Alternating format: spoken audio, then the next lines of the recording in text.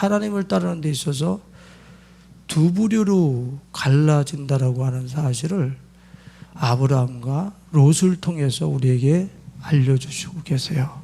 같은 하나님의 백성이고 하나님의 길을 같이 걷는다 하지만 결국에는 그 내면과 가치가 다른 것을 향하여 걸었던 삼촌과 조카의 길. 혈육으로 하나인데 그 영적으로 내면으로 다른 길을 가고 있는, 전혀 다른 운명이 저들 앞에 펼쳐지게 됩니다. 성경은 크리스찬들, 하나님의 백성들이 같은 길을 가는 것 같으나 실제적으로는 다른 길을 가고 있는 그런 두 부류로 이 교회 내에서 계속 그런 것들이 반복될 것이라고 하는 사실을 이야기를 해요. 그래서 마태복음 24장 40절에 보면 두 사람이 밭에서 있음에, 그 밭이 뭡니까? 그냥 들에서 일하고 직장에서 일하는 것, 그 얘기만이 아니에요.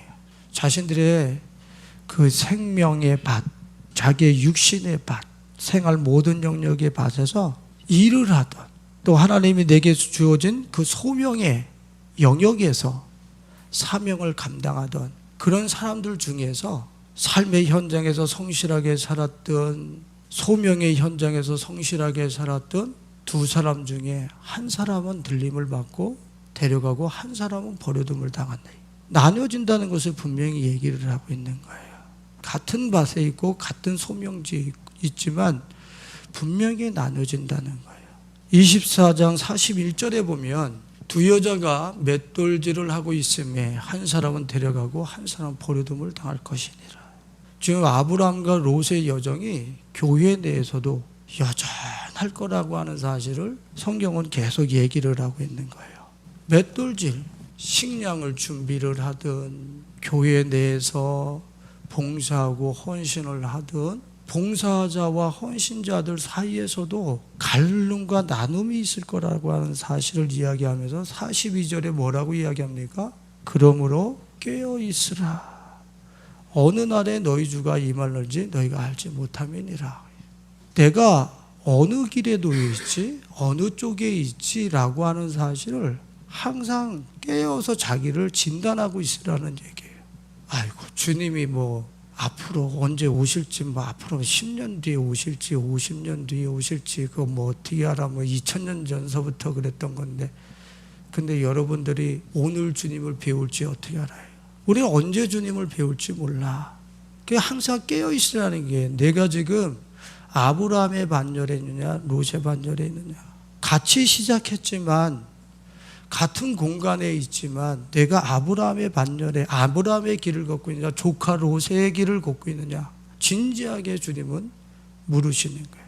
마태복음 13장 47절과 48절에 보면 또 천국은 마치 바다에 치고 각종 물고기를 모으는 그것과 같으니 그물에 가득하며 물가로 끌어내고 앉아서 좋은 것은 그릇에 담고 못된 것은 내버리느니라. 저게 무슨 소리예요? 천국은 분리하는 거라는 거예요. 다 모았어. 그물에 모았어. 교회에 모았어.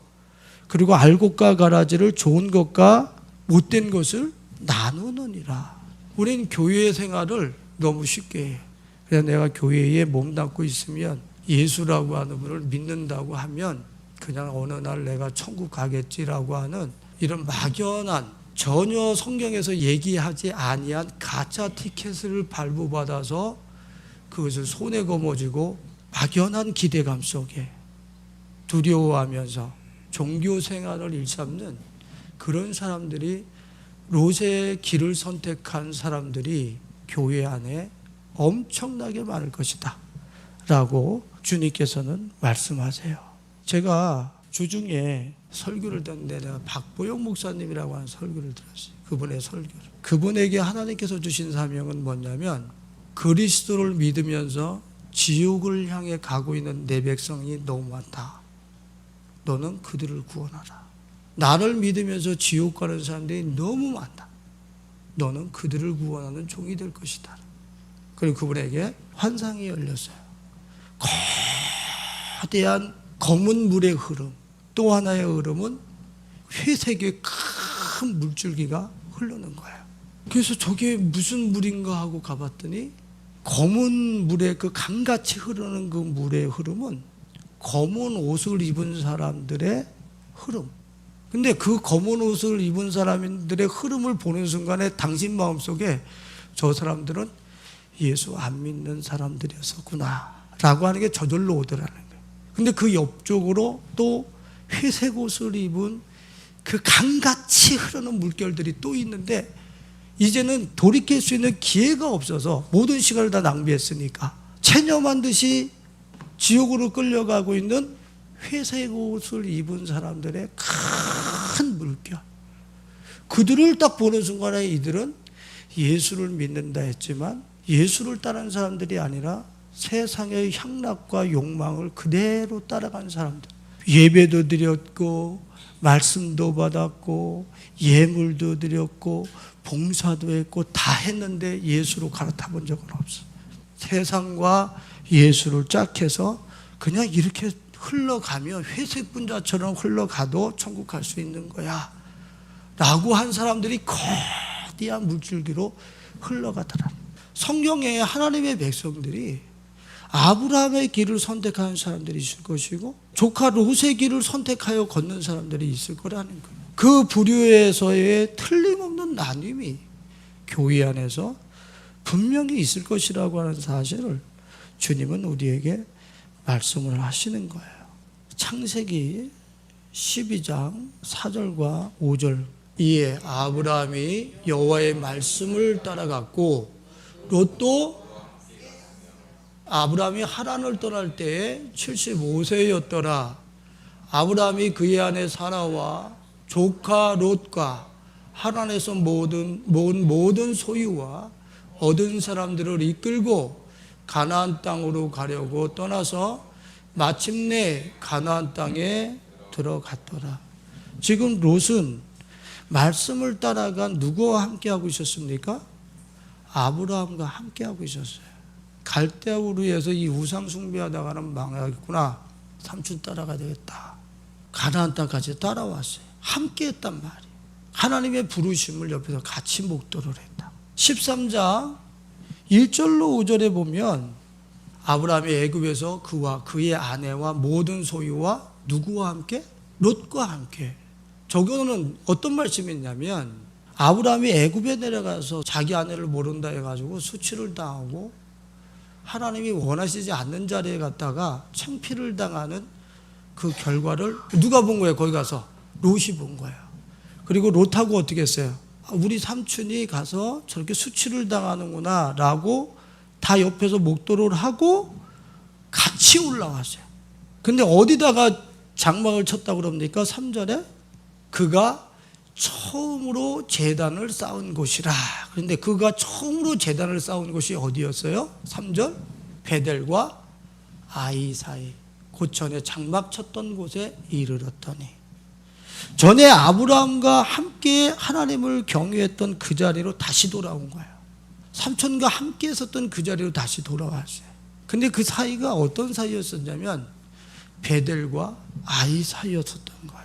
그럼 롯은 삼촌과 지금 갈대아우르서부터 동거동락을 하면서 같이 하나님의 임재와 역사와 그분 살아계시다는 것을 다 목도했었던 사람인 거예요. 그런데 이 롯의 길을 보면은 베델과 아이 사이에서 아브라함과 같이 동거하고 있었는데 아브라함은 베델에 자 하나님이 이스라엘시고 하시는 그 땅에 있는데 롯은 동편 아이를 향해서 장막을 옮겨가기 시작합니다. 오늘 본문 말씀을 보면은 창세기 13장 11절에 그러므로 롯이 요단 온 지역을 택하고 어디로? 동으로 옮기니 그들이 서로 떠난지라. 그리고 아브라함은 가나안 땅에 거주하였고 롯은 그 지역의 도시에 머무르며 그 장막을 옮겨 소돔까지 이르렀더라. 그래요. 소돔까지 이르렀다는 그 이야기가 무슨 뜻입니까? 아이라고 하는 동쪽이에요. 동쪽을 향해서 확 떠나간 게 아니야. 장막을 조금씩 옮기다 보니까 어디까지 가 있어요? 이제 소돔과 고모라 성 안에 들어가 있더라, 그 얘기. 아브라함 삼촌을 등지고 내가 다 떠나가는 거 아닙니다. 바로 옆에 있지 않습니까? 조금씩. 근데 어디 들어갔어요? 소돔과 고모라, 불과 유황이 떨어지는 그곳에 들어가요. 이게 우리 크리스찬들, 조카 롯의 길을 가고 있는 사람들의 틈이에요. 그 허점인 거예요. 의인 같고 그리스도인 같고, 근데 몸뚱아리와 생각과 마음은 소돔과 고모라 성에 안착을 해서 거기서 살고 있어요. 여러분들, 저 아이라고 하는 것을 단어를 찾아보니까 베델과 아이 사이에 제단을 쌓았다. 그런데 롯이 동으로 옮겨 그러거든. 아이가 동쪽에 있었다는 거야.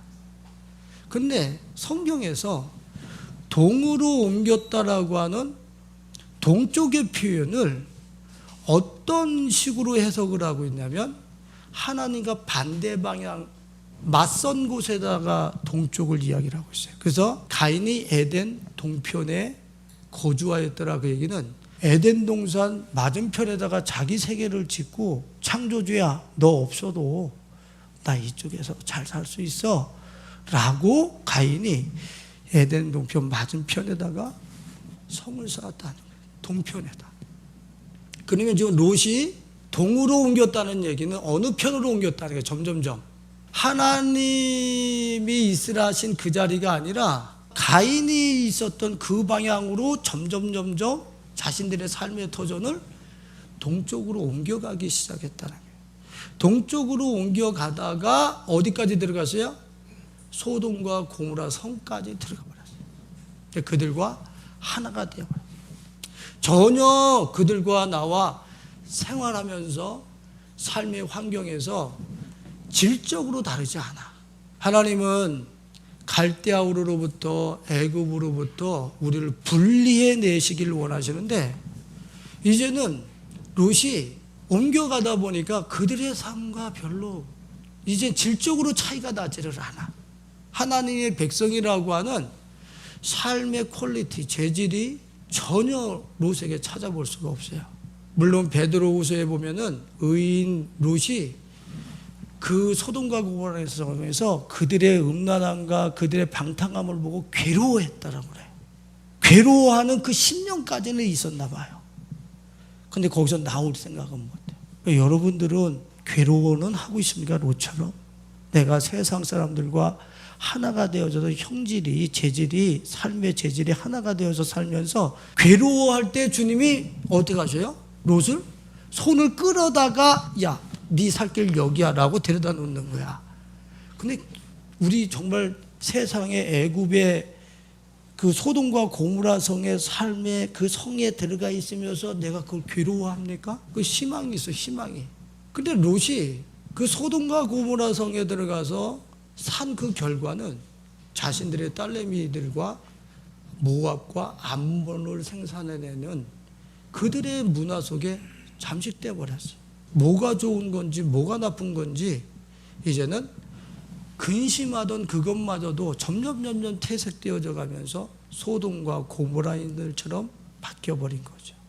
여러분들, 우리 성도님들은 어떻습니까? 내가 예수님을 믿고 착하게 살아야지, 거룩하게 살아야지, 이렇게 살면 안 되지라고 하는 마음이 있었을 거예요.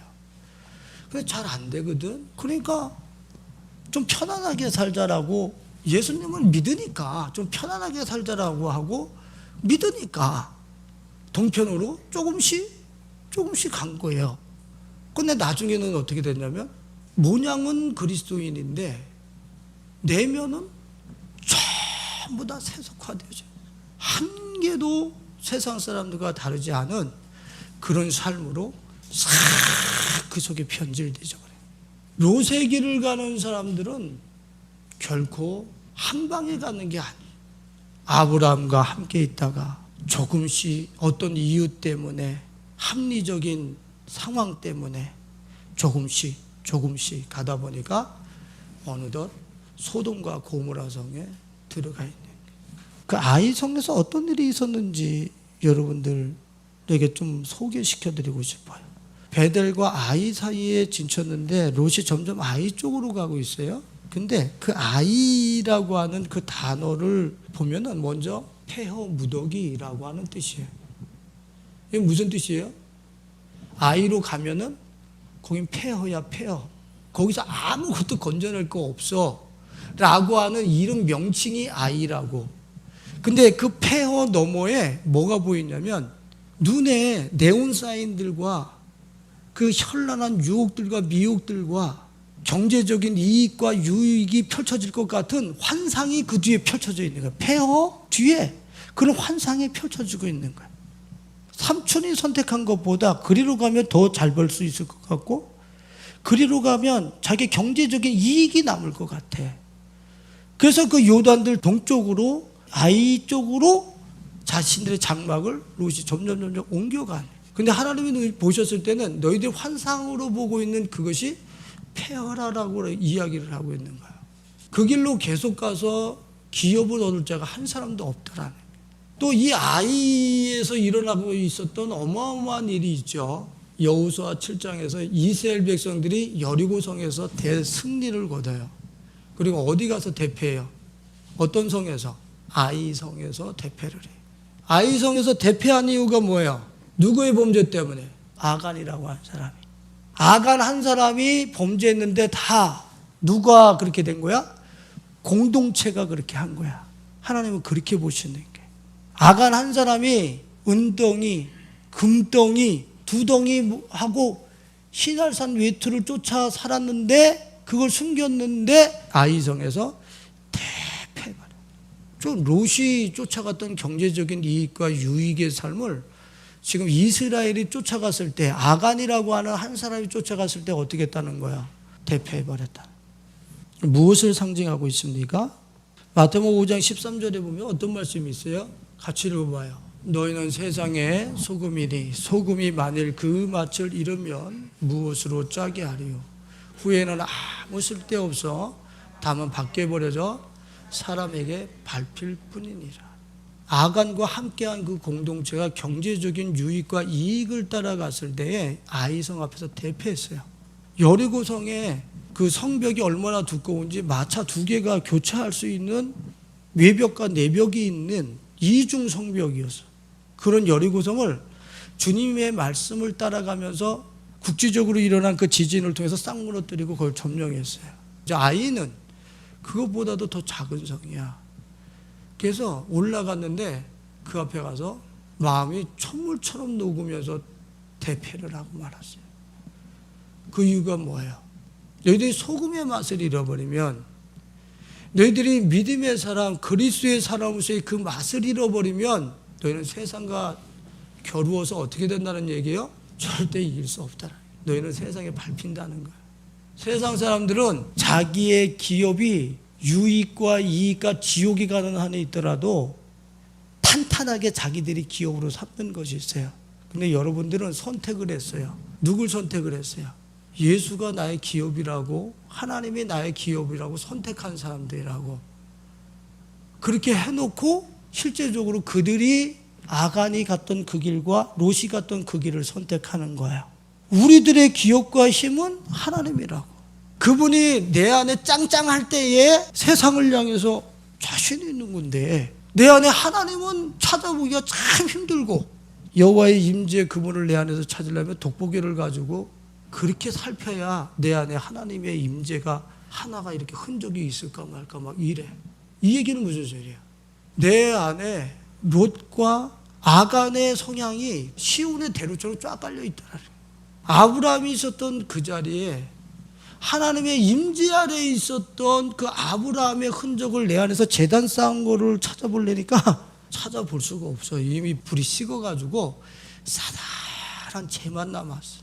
근데 여러분들, 싸늘한 재만 남았을 때 그때 여러분들이 다시 한번 주님이 여러분들의 손을 붙잡아서 아브라함의 자리로 다시 돌아갈 수 있는 그 기회를 주님은 우리에게 주시는 거예요. 지금 내가 잿가루가 된 것 같고 주님을 향한 열망과 소망이 다 덮인 것 같아. 잿가루가 된 것 같아. 근데 롯처럼 이곳에서 안식하지 못하고 괴로워하는 불씨가 내 안에 남아있다라고 한다면 주님은 그 마음 하나 때문에 그 손을 이끌어서 끌어내 주실 거예요. 그 불씨를 다시 살려야 돼. 그 불씨를 살려서 주님 나로 하여금 처음 장막 쳤던 그곳으로 다시 돌아가게 하소서. 그곳에서 당신의 임재 아래서 다시 한번 살아갈 수 있다. 주님 내게 긍휼을 베풀어 주옵소서. 이 겸손한 무릎꿇음이 우리 크리스찬들에게 다 있어야 돼. 여러분들 그 모파상의 목걸이라고 하는 단편 소설은 학교 다닐 때 누구든지 다 읽어봤을 거예요, 그죠? 그거 하나만은 다 읽어봤을 거예요. 그거 짧으니까. 줄거리가 어때요?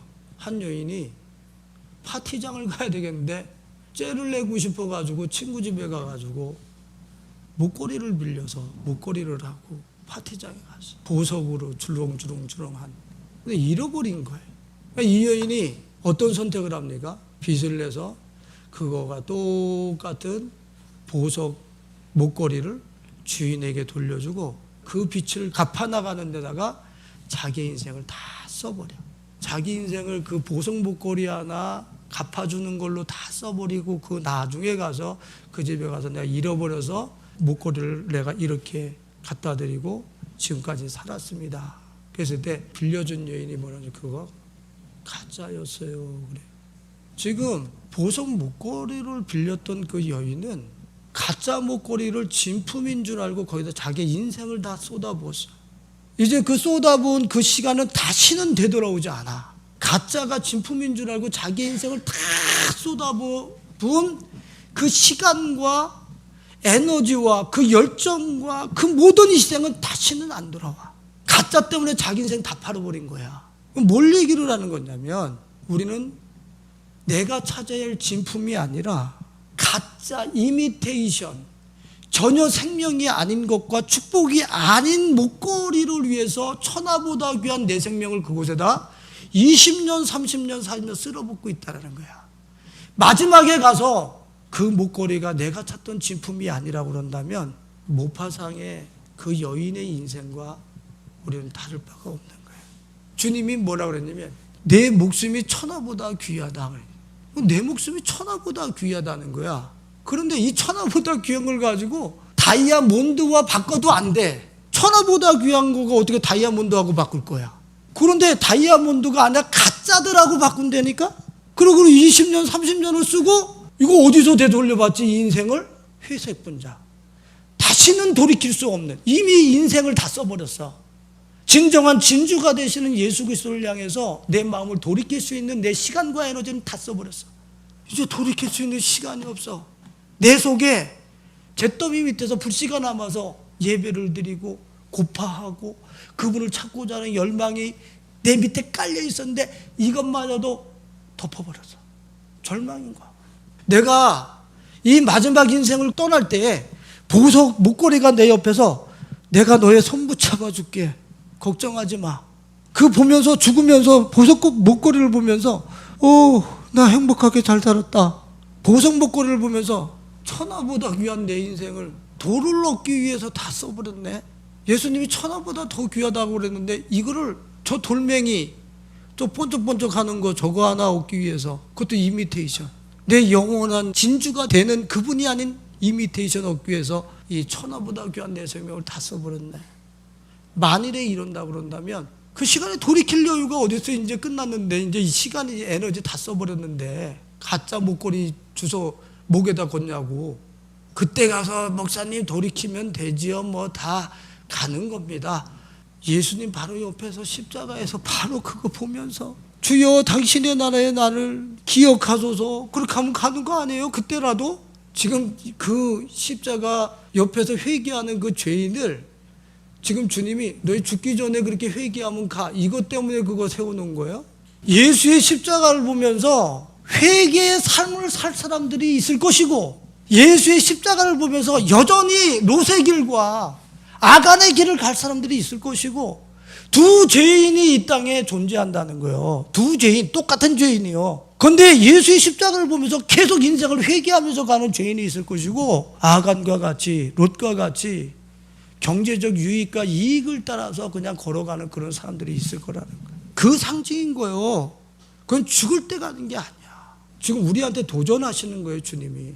그래서 예배자로 앉아서 정말 세상과 구별되이 나를 따르고 있는 자. 롯과 같이 모파상의 그 여인처럼 이미테이션 다이아몬드를 향해서 여전히 러브콜을 하면서 그쪽으로 진행해 가면서 너는 나를 믿는다고 생각하니? 주여 우리한테 도전하시네. 나는 능력이 없고 나는 너무 부족해서 나 혼자서 돈 벌면서 경제적인 유익과 이익을 따라갈 만한 내 안에 그런 능력이 없어. 그래서 하나님이 너 그 자리에 가만히 있어. 내가 동서남북으로 너한테 줄게. 그러면 다 포기하고 있어 보겠습니다. 롯의 길에서부터 우리는 시간이 있을 때, 아직 기회가 있을 때, 내 안에 불씨가 꺼지지 않았을 때에 롯의 길에서부터 돌이켜야 된다는 것을 주님께서는 우리에게 콜링하시면서 부르시고 계신 거예요. 아직 기회가 있다. 내가 세상에 소돔과 고모라성에 가 있지만 내 마음은 이렇게 살면 안 돼. 나는 주님 것인데 괴로워하는 마음이 있는단 말이야. 지금 기회라 이거야. 아브라함 삼촌 그 거하는 그 장막으로 돌아갈 수 있는 기회가 우리에게 남아있다 이거야. 아직까지는 말이야. 신명기 23장 3절과 4절 말씀 같이 읽어보겠습니다. 암몬 사람과 모압 사람은 여호와의 총회에 들어오지 못하리니 그들에게 속한 자는 10대뿐 아니라 영원히 여호와의 총회에 들어오지 못하리라. 그들은 너희가 애굽에서 나올 때에 떡과 물로 너희를 길에서 영접하지 아니하고 메소포타미아의 부올 사람 부올의 아들 발람에게 뇌물을 주어 너희를 저주하게 하려 하였으나. 자, 모압과 암몬은 누구의 후손이에요? 롯의 후손이란 말이야. 너희는 절대로 못 들어와. 여호와의 총회, 하나님의 나라 못 들어와, 천국 못 들어와, 이 얘기하고 똑같은 거예요. 이제 롯이 경제적 유익과 이익을 따라간 그 결과 자녀들은, 그 후손들은 영원히 하나님 나라에 못 들어오는 이방인들로 전락돼 버렸다는 거예요. 롯이 떠나간 그 결과 그 자기가 생산해낸 모압과 암몬 자손의 후손들은 여호와께로 돌아올 가능성이 전혀 없어. 왜? 저 모압과 암몬은 부모의 유산을, 영적 유산을 받아가지고 어떻게 했어요? 하반절에 메소포타미아 부돌 사람 부올의 아들 발람에게 뇌물을 주어 너희를 저주하게 하려 하여사. 발람이 좋아했던 게 뭐예요? 돈이잖아요. 그리고 그들이 망하게 하려고 암몬과 모압 사람들에게 넣어준 꾀가 뭐였어요?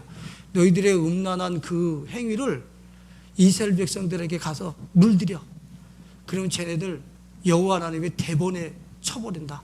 여호와 하나님의 음란 싫어하거든. 그러니까 가서 물들여. 모압과 암몬은 돈과 섹스를 따라간 사람들을 얘기하고 있는 거예요. 그것을 따라간 롯의 후손들은 못 들어온다는 거예요. 어마어마한 사람들이 여기에 툭툭툭툭 걸려가지고 아 이거 뭐지? 나 그리스도인인데 나 하나님을 봉사하는 사람인데 지금 어마어마한 거 걸려있는 거잖아. 지금 내가 턱 걸렸으면 복 있는 삶. 저게 하나도 나한테 안 걸렸다. 그러니까 구원 받을 그 불씨마저 없는 상태라는 거예요. 실제죠. 저는 지금 오늘도 매일 이상한 생각들이 팔랑팔랑하고 날아들 때가 있어요. 그럼 저는 기겁을 해요. 이거 뭐야? 팔랑팔랑. 아니 내가 언제 뭐 그런 생각하려고 그랬나? 나가 임마. 네가 지금 이 성전된 몸에 어딜 들어와? 천해. 지금도 천해는데 여러분들이 일상생활 살면서 내게 날아들어오고 있는 저 발람의 깨와 유혹을 내가 나는 저기 전혀 저촉되지 않아 이른다고요? 그거는 아예 내 안에 생명이 아예 없다는 얘기지. 근데 내 안에 들어올 때마다 이렇게 살면 안 돼. 불씨가 있어. 그 불씨가 있는 거야. 그거는 소망이 있어. 세상 사람들은 절대로 그렇게 생각하지 않아. 하나님 때문에 이런 거 벗어버려야 되는데 이런 생각 절대로 안 해. 내가 하나님 때문에 예수님 때문에 이렇게 살면 안 되는데 라고 하는 의식이 있다는 것은 제 안에 불씨가 시뻘겋게 살아있다는 거예요. 그걸 살려서 죽게 돌아가요. 어디로? 아브라함의 자리. 아브라함은 어떤 길로 갔다고 이야기를 하고 있습니까?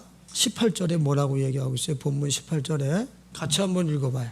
이에 아브라함이 장막을 옮겨 마므레 상수리 수풀에 이르러 거주하며 거기서 이 롯은 동쪽으로 가는데 맞은편 하나님과 반대편으로 가는데 이 아브라함은 베델 헤브론 하나님이 거하라고 하는 그 땅 안에서 누구를 위하여 제단을 쌓았더라 그랬어요? 여호와를 위하여 제단을 쌓았더라. 이게 무슨 소리예요? 제단을 쌓았다는 게 무슨 소리입니까? 제단은 희생제물을 불태우는 곳이에요. 그곳에 누구를 희생제물로 드리는데 하나님 여호와의 임재가 그 제단 위에 있게 하기 위해서 요단들로 가고 싶어. 나도 경제적 유익과 이익을 추구하고 싶어. 나도 바알 문화, 저 만몬과 섹스의 문화 속에 대충 타협하고 싶은 이런 자기의 내면, 아브라함의 그 속성을 불태우면서 주님만 내 몸에, 내 삶에 임재하시옵소서. 여호와를 위해 제단을 쌓았더라. 이게 아브라함의 길이었어요. 여러분들 그렇게 살고 계십니까? 이런 욕망과 이런 탐심은 불타버리고 당신만 임재하옵소서. 이렇게 여러분들은 그렇게 아브라함의 길을 선택하고 계십니까? 저 일이 왜 그렇게 중요하냐면, 왜 하나님이 저 사람을 찾으시냐면, 예레미야 23장 24절에 그 하반절에 뭐라 그랬어요? 여호와가 말하노라. 나는 지금 여기서 온 땅에 충만한 그 하나님이 누구를 통해서 자기를 말하고 싶은데, 전 목사야, 네 안에 탐심과 욕망과 정욕이 가득하면 세상 사람들이 갖고 있는 거잖아. 내가 너를 통해서 이 세상에 발출돼서 축복의 통로가 되고 하나님의 나라의 축복의 통로가 되길 원하는데, 너 요단들이 갖고 경제적 이익과 유익을 추구하려고 하는 마음이 가득 차면 내가 너를 통해서 이 세상에 지금 이 자리에서 비춰주고 싶은데 무슨 빛이 비친단 말이야. 온 땅에 충만한 내가, 네가 비워줘야지. 네가 태워져 버려야 그 욕망과 정욕이 삭제돼야 너의 백조개의 세포를 통해서 내가 이 세상에 지금 너의 성도들에게 갈 것 아니냐. 나를 불태우는 사람이 돼요. 내가 없어지고 나를 통해서, 이 말씀을 통해서 하나님이 제한 없이 저들의 가슴을 강타하게 만드는 거야. 주님이 내게 주시는 거예요. 나를 어떻게 하면 삭제시키고 주님이 나를 간통해서 저들의 심장을 때리게 할 것인가. 여호와 앞에 나를 번제로 드리고. 나는 차세대 리더들 준비하고 싶은 거야. 얘네들만 준비시켜놓고 내가 목회 끝나도 나는 성공한 거야. 주님이 인정하실 거예요. 그들이 어떤 일을 해갈 것인가, 그는 눈에 상상도 안 돼. 얼마나 어마어마하게 쓰여질 것인가. 지금 우리 예성의 교우들과 청년들이 말이야. 아브라함처럼 나를 삭제시키고 내 욕망과 정욕과 탐심을 삭제시키고 나를 통해서 회사에, 나를 통해서 내 이웃에게, 나를 통하여 우리 성도님들에게, 내 가족들에게 예수가 가게 하기 위해서 자기를 아브라함처럼 그렇게 제단에 올리면서 사는 아브라함의 길을 여러분들은 걷고 계십니까? 주님은 롯의 길에서 아브라함의 길로 돌이키라고 우리를 부르시고 계세요. 327장의 3절에 보면은 주의 제단 앞에 모두 바친 후에 주와 온전히 사귀겠네. 주의 제단 앞에 모두 바치기 전 복을 받을 줄 생각 마라. 주의 제단에 산제사 드린 후에 주 내 마음을 주장하니 주의 뜻을 따라 그와 동행하면 영생 복락을 누리겠네. 저게 무슨 뜻이에요? 찬양 여러분들 저거 부를 때 어떻게 부르세요? 아브라함처럼 나를 다 주님 앞에 헌신해 올렸을 때에, 내 욕망과 탐심을 다 헌신해 올렸을 때 주님이 나를 주장하셔가지고 나와 원 하나가 되어서 이 땅에 영생이 뭔지, 하나님 나라가 뭔지 어마어마한 세계를 나를 통해서 이 땅에 드러내는 그런 축복을 누리게 된다는 걸 얘기하는 거예요. 아브라함처럼 나를 산제사 드리는, 그분이 임재하실 수 있도록 나를 번제로 드리는 이 번제사, 이 삶이 여러분들 생활 속에서 있어요. 아브라함의 길을 선택했어요. 그분이 나를 통해서, 백조개의 세포를 통해서 나가게 하시기 위해서 내 안에 있는 롯의 길과 아간의 길을 태워버려. 바알과 만모니즘과 섹스의 길, 바알의 길을 태워버려. 오늘 이 역사, 하나님께서 아브라함을 통해서 지금 믿음의 조상으로 수많은 영혼들을 살려내는 이 역사가 아브라함의 길을 선택한, 그 제단의 길을 선택한 여러분들을 통해서 이 땅에 구체화될 수 있기를 예수님의 이름으로 축원드리겠습니다.